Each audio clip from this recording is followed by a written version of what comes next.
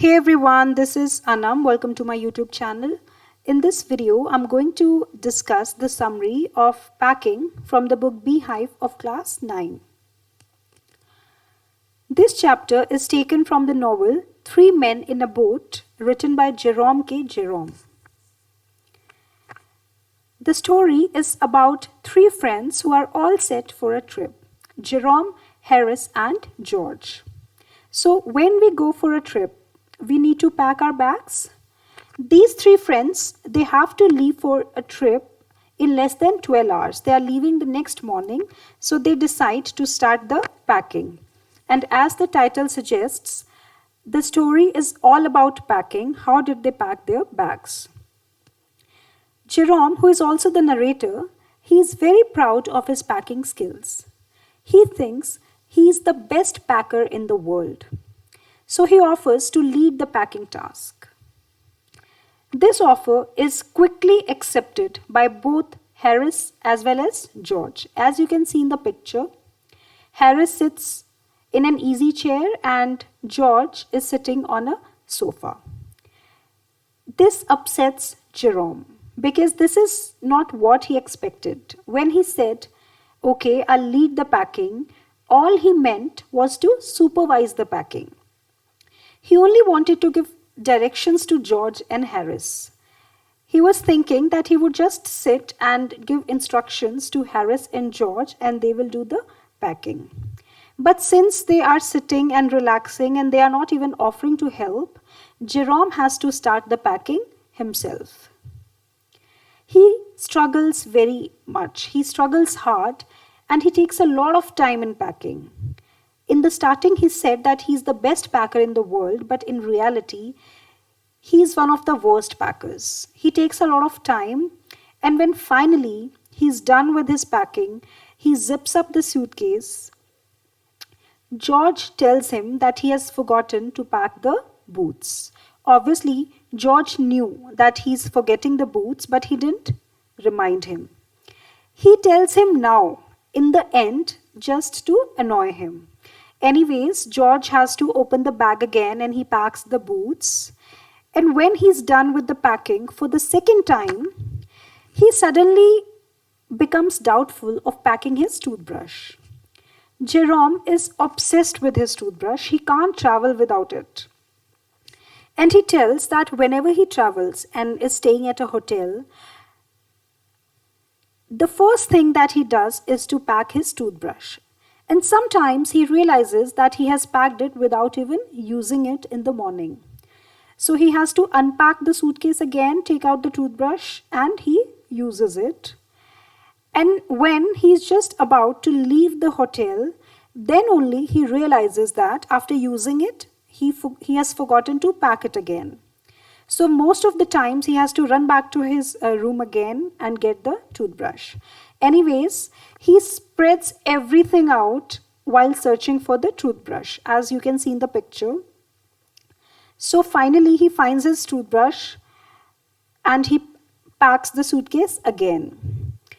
And when he's done with his packing for the third time, he realizes that by mistake, while searching for the toothbrush, he has forgotten his spectacles in the suitcase. So he has to unpack it again, take out his spectacles, and then finally he completes the packing task at 10:05. George asks him, "Jerome, have you packed the soap?" Obviously, to annoy him, he's asking that, but Jerome is too tired to care for the soap. So George and Harris now, they tell Jerome to relax, to sit, and they offer to pack the hampers. Hampers means open bags and baskets which are often used to carry food items when we go for picnics, right? So they offer to pack the hampers and they start the packing. They start in a good spirit. They are happy. They want to show off their packing skills to Jerome. They want to show him that they are better than him. And now it's Jerome's turn to relax and to laugh at them. They spoil everything. See in the picture, now Jerome is sitting on the table and he's laughing at George and Harris, and they both are struggling at this work. They start with breaking a cup. Harris packs the jam on top of a tomato and squashes it. So obviously when we are packing food items, the hard and heavy items we are supposed to pack at the bottom, and the lighter ones, the fragile ones, we are supposed to keep at the top. But he packs the jam on top of a tomato and spoils it. George spoils the butter by stepping on it. And he spoils the whole floor by moving around. After that, they pack the pies and cakes at the bottom and put heavy things on top. So again, they spoil pies and cakes also. They step on various things. Sometimes they put things behind them and then they can't find them. Oh, I had butter in my hand and now I can't find it. So this shows that all three of them were quite clumsy. While George and Harris are struggling with the packing and George is just laughing at them, sitting on the table, Montmorency arrives. Montmorency is their pet dog.